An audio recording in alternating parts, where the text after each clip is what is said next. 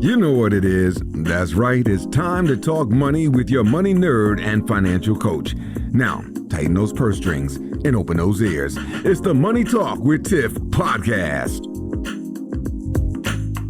Hey everyone, I am so excited because I have John Briggs on the line. Now he's here to talk to us about productivity, and y'all know I love some productivity hacks. So let's just hop right into it. Hey John, how are you?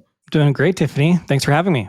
Yeah, thank you so much for coming on. So you mentioned before we hit record that you have a 3.3 rule that can boost productivity. So let's hear more about that. Okay. Let me start with a bit of a history trip. Back in the 1800s, people were working like 100 hours a week on average. And then this guy comes along and he's trying to sell these motorized carriages. And he thought, you know, who doesn't want to buy motorized carriages? People who are working 100 hours a week.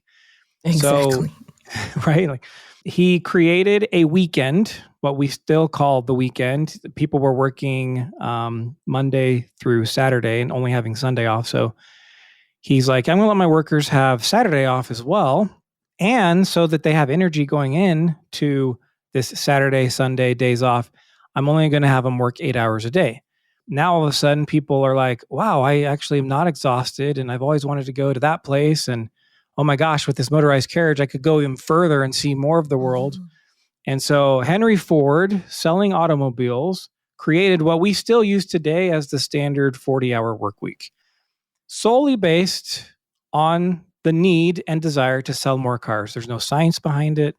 There's no rhyme or reason to it other than just let's sell more cars. Luckily, between then and now, a lot of science has been done on how we work as humans, how our brains work, how our ability to focus changes.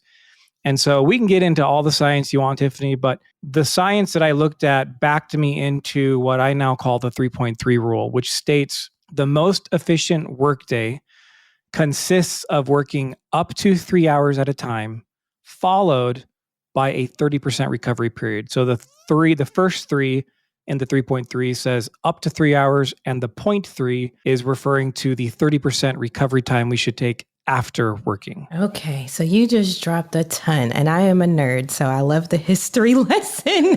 And I'm just like, oh my gosh, capitalism at its finest. He's like, let's sell some more cars. How can we sell some more cars? Make sure people are less tired so that way they can drive. I love it. So that is so interesting. So, but going back to that though, it is very crazy that we still abide by that same rule. And now people are talking about 4-day work week. So it might be getting even shorter. So let's dive into this 3.3 rule because it sounds interesting, but it sounds like a lot of math. So let's back into it for the audience. So you said work for up to 3 hours. So are we doing the whole 3 hours or should we take breaks? Because one technique that I use a lot is the Pomodoro method. So is it the full 3 hours or are we taking breaks in between? Yeah. The reason I set it up as a rule, so it's like guidelines that we can use to adapt our behavior, is because we are all completely different. And to say, so I like the Pomodoro technique and I talk about it in my book, The 3.3 Rule. The challenge with the Pomodoro technique is what if I'm actually really just in the zone? When the timer goes off after 20 minutes, I have interrupted my flow state. So not only are we all different, but even the tasks that we do each day are different. So for example, I'm an accountant, I'm a CPA, I have an accounting firm. I love forecasting.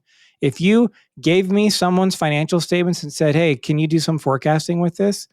I would geek out on that. And I love it so much. But I'm also introverted. And if you said, hey, John, can you get on the phones and answer all the phones? That's going to take a lot more out of me. And all of us are different. I have some team members who love being on the phones and would not want to touch a spreadsheet for if their life depended on it. So that's why I set it up as guidelines. So that's why it's work up to 3 hours. So if I'm on the phone and I'm feeling like, man, I'm actually I think my focus is, waning a little bit. I'm getting a little tired. Then that's a sign that let me just take a 30% break. Oh, I worked an hour. I'll take 20 minutes off. If I'm geeking out on a spreadsheet and doing forecasting, then at 3 hours, I know as much as I love it, that the science shows my productivity for sure is going to drop off after 3 hours. So at that point, I'd take a break, and 30% of the 3 hours would be a full hour off. And then whatever that 30% time period is allows our brain to reset so that when I come back to try to focus again, my mind is actually ready to focus again, instead of this arbitrary 9 to 5, sit your butt in the seat and, work for 8 hours straight. Or, obviously people have to take lunch breaks, but you get what I'm saying.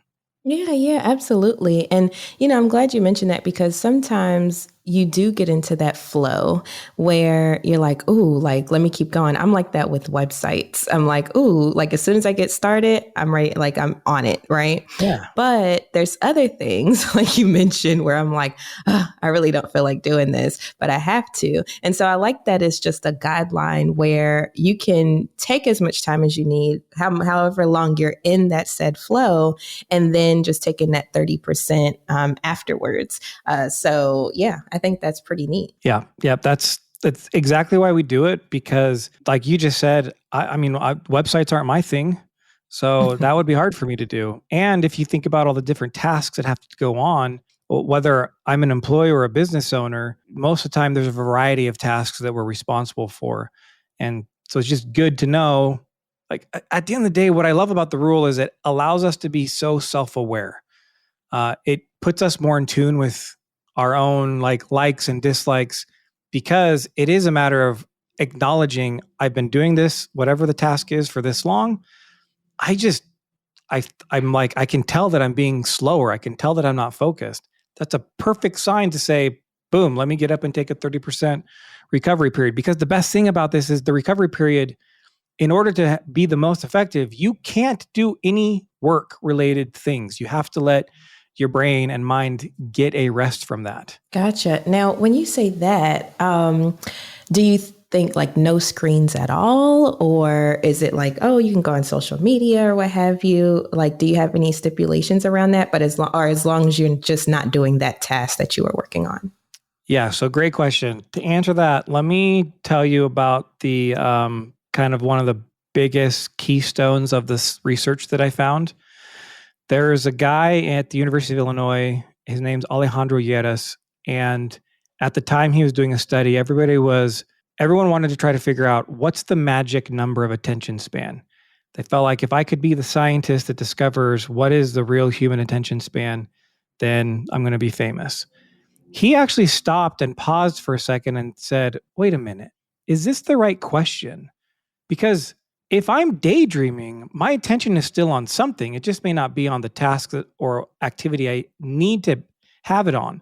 So he's like, it's not an attention span. If we're awake, our attention is on something.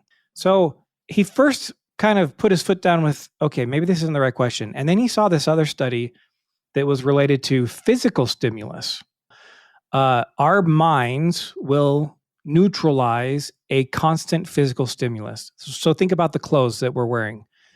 Everyone listening to this probably has clothes on, but you kind of forgot until I just mentioned it. Now you can feel the weight of it. If you wiggle your shoulders a little bit, you can kind of feel the friction against your skin. It's because the pressure of the clothes on our skin is a constant stimulus that our brain neutralizes. And now he's putting these two ideas together of attention span and this constant stimulus. And he wondered, I wonder if it's the same thing to do with our attention. If our mind is focused on the same thing for so long, will our mind actually neutralize that stimulus? And that is what he discovered in his study. And so I give that science behind now. When we look at the break, what can I do on the break to make it the most effective? It has to be unwork related. And we have to make sure that we're not doing things that stimulate the brain the same way working would do. So screens aren't off limits. However, if, for example, media these days, everything that's related to the political world is very biased and is written in a way to generate extreme emotions on either side, whether it's complete euphoria and you support whatever's being said, or you're really mad because you completely disagree with whatever's being said. So on my break, it would not be smart for me to read something like that that's going to stimulate my stress or anger or, those types of things. But comedy is really great. Laughing is really great. And so if I'm using a screen to watch comedians, like maybe I set up a YouTube channel or, have a playlist there that's a bunch of comedians, that's totally fine. And so we just have to be smart about what exactly we're doing. I'll have an example for you. We have a team member going through some things where she had to move places, and talking to your spouse or really a colleague just about life, that's normally good. But in this case, there was so much stress in her life going on that when she was taking a break, she was talking to her spouse about the things that they're stressed out about. And that didn't actually end up giving her a very good break. And she didn't come back to work with the same type of focus that someone who took a better break would have come back with. Yes, yes. I love this because I've noticed over the years that, since most of my work is on the computer, I noticed that whenever I take a break and do something physical, so like making something or just something that's tactile, it's a real stress reliever for me. And I'm able to do a different type of attention and focus on something else. So I definitely agree with what you're saying there. And also when I was working in corporate America, I would always use my 15-minute breaks and 30-minute lunch to go outside and just get some nature. And I felt like that was very energizing as well. Yeah, your observation is right on. For most people, something tactile and even creative is a really great outlet. So whether that's drawing, painting, journaling is actually really good. My kids love to color. As an adult, I haven't done it as much. Not that I don't. I mean, if you enjoy doing that, it shouldn't feel like it's a kid's activity. Coloring is a really great activity to do. And then what you mentioned, getting out, walking around, those types of things are really good. One of the guys who was a beta reader to my book, he had sent me an email like 4 months after I sent him the beta version of my book before I published it. And he's like, "Hey, I wanted to thank you. I've lost 20 pounds. And I'm like, hold on, wait a minute. I'm like, I did own a gym a few years ago, but he was never a member. I'm not connecting in my mind the weight loss to anything that I would have done for him. And he said, no, it's great. I go to work from 9 to 12 and I'm focused the whole time. So I take a whole hour off. And now that I'm taking a whole hour off for my lunch break, I've decided I'm going to walk my dog. And because I have so much time off, I actually walk my dog a couple miles in that time period. And then when I come back and I'm ready to eat lunch, because I just did something physically, one, I got extra physical fitness in that I wasn't getting before. I'm bonding with my dog. I'm outside in nature. And when I come down to sit and eat, I'm not eating the same junk that I was eating, which means when the 2 and 3 o'clock time period comes around, where normally I was crashing, I don't need to snack on sugary things to keep my attention up because I'm following this rule. And because of it, I've been living the principle and I've lost 20 pounds. I'm like, well, that was, I wasn't what I was thinking was going to happen when I wrote the book, but that's freaking awesome. Good job. Yeah. And I mean, it makes perfect sense too, because once you start changing up what you do, I feel like most of our lives, we just live on autopilot. So Yeah. I feel like if we just switch up certain things in our routine, it'll do a domino effect. Like in his situation, it just a domino effect. And all of a sudden you're losing weight because you implemented one thing, and that was taking a longer break or taking a break and doing something, which was walking the dog. So I think that's pretty cool. So you mentioned a book though. So tell us more about your book, because I want to lose 20 pounds. Yeah. It's called The 3.3 Rule, New Workday Standard to Get More Done by Working Less. It's on Amazon. We have a website, 33rulebook.com. The first half of the book, I talk about the science. I talk about why I wrote it, which quick summary is, as an accountant, there's a lot of things going on in the accounting industry that aren't great. We don't have a very good trend with people who are going to retire and new people wanting to be accountants. And I think one of the reasons is because accounting firms, like a lot of other companies, kind of force their team members to, they treat them like they're a disposable asset instead of a human being. And the science supports that you need to give them breaks, and they'll actually produce more than what they were doing compared to when you're not doing the breaks. And so the first part talks about the science, it talks about the rule, how to implement it in general ways. And then the last half of the book was written primarily for small business owners. It goes through what I call the 3.3 system that talks about the different areas of your business over my career, growing a firm from just me in a windowless office to a team of 220 plus team members, with team members almost in every state. I think we're in about 30 states right now with team members, but we work with all clients. What were the things that I discovered that moved the needle the most to have the most success? Because at the end of the day, for me, it's always about how do I maintain work-life harmony? How do I increase the profitability of my business? And whether I'm a business owner or an employee, the 3.3 rule applies because you will be more productive. And guess what? If you're more productive as an employee, you're likely to get promoted. And you surely are going to have a much better life outside of work, which at the end of the day, that's what it's about, right? We don't live to work. We work so that we can live. Amen and amen. Thank you so much, John. I'm definitely interested in this book, especially when you said the last part is for small business owners, because I'm like, I want to grow my team to 200 and something people too. So thank you so much. Now, if people were interested in learning more about you or following you on social, where could they find you? So I'm on LinkedIn. That's probably the primary place you could find me, John Briggs CPA on LinkedIn. A lot of the stuff that we do is kind of wrapped into my accounting firm. So if you wanted to find out stuff that way, like most of the videos I put are on our accounting YouTube channel. And it's Insights Tax, and that's spelled like to cause a riot, Inside a Riot, INCITETAX.